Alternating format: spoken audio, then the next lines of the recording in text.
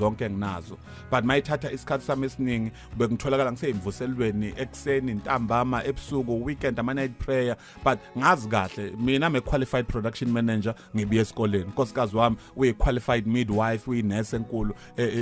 in her own rights but sa decide egcina ukuthi asiyekele imisebenzi yethu singene emsebenzini kaNkulunkulu but the moment sibona ukuthi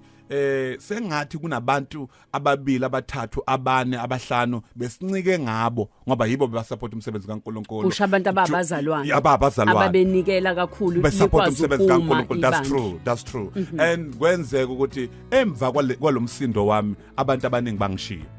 bangihlubuka abantu so akusiyinto nje efike nje yandlula kuphela yashiya nje ama damage abekhona but ekugcineni savumela nonkosikazi ukuthi let's do something futhi ngayenzanga amabomu nje bengekho nakumaphupho wami ukuthi ngiyovula masingcwabisana ngililanga but one of the good days bengizihlalele nje